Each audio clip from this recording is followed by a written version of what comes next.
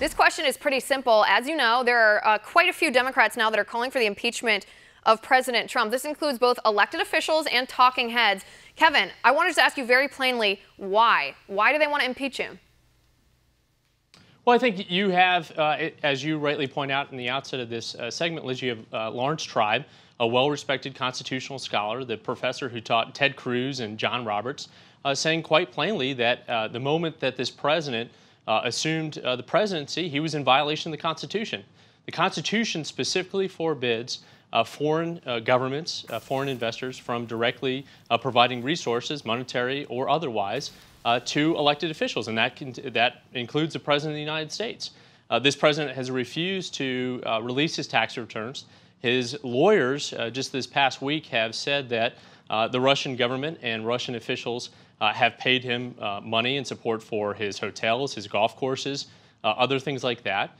So this is, in that regard, it's pretty unconstitutional the moment he took the oath of office, to say nothing of his firing of Jim Comey last week, just as the investigation into supposed connections to the Russian government was heating up. Right, and Andrea, let me turn to you, because of course what Kevin is referring to is called the emoluments clause, and he's correct. Constitutionally, it's unconstitutional for a sitting elected official, president, House, representative, or senator, to receive any type of monetary gift or gift that's worth a monetary value while they're holding office, because it can be a conflict of interest.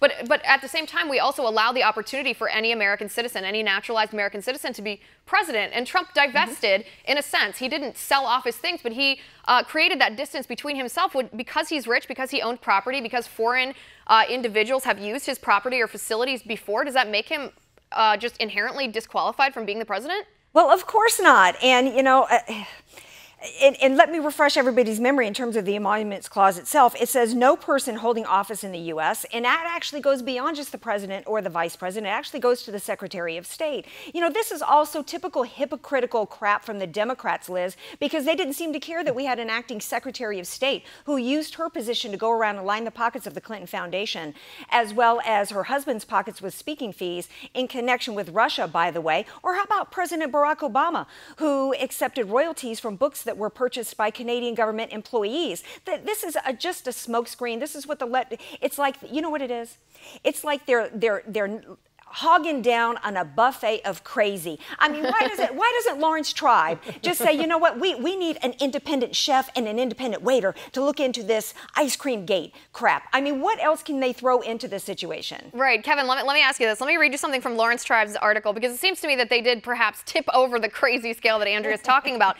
He writes, to wait for the results of the multiple investigations underway is to risk tying our nation's fate to the whims of an authoritarian leader. Kevin, this man is supposed to be a constitutional law professor, yet he seems to be advocating that we don't wait for any proof, we don't wait for any evidence before we convict the President of the United States of high crimes and misdemeanors and actually impeach him.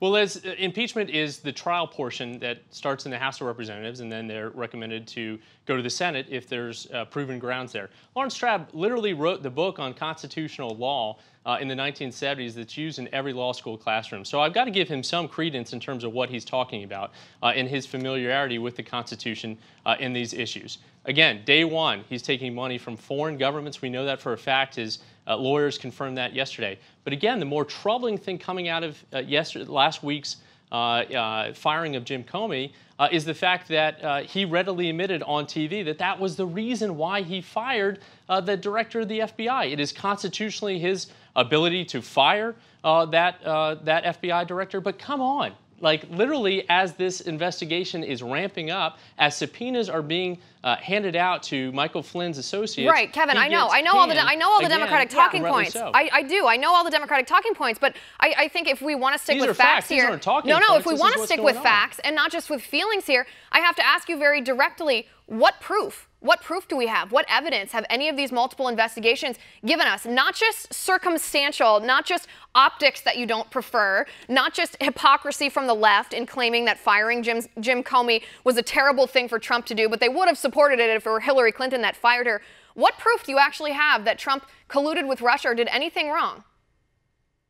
Well, again, that investigation is playing out. We know that there was collusion that took place. We know that Carter Page was involved in that. Subpoenas are being released. Wait a second. I think it's a little premature. I think it's premature for Lawrence Tribe to say impeachment right now. We need to let that process and that investigation take place. I totally agree with you, Liz, on that regard, that needs to happen in terms of that taking place. I think we need to demand a special prosecutor for this investigation outside of the chain of command of this White House and the Department of Justice. But again, the constitutional question over the emoluments clause is pretty cut and dry. As soon as he put his hand on the Bible and took that oath, it's not cut and dry. Foreign money going into his pockets. No, Kevin, actually it's not cut and dried. First of all, let's back up to Lawrence Tribe. I don't care what books he wrote. He didn't write the Constitution. And under our Constitution, you were innocent until proven guilty. And the very suggestion that a sitting president should be impeached on absolutely zero evidence whatsoever. And let's even go back even further.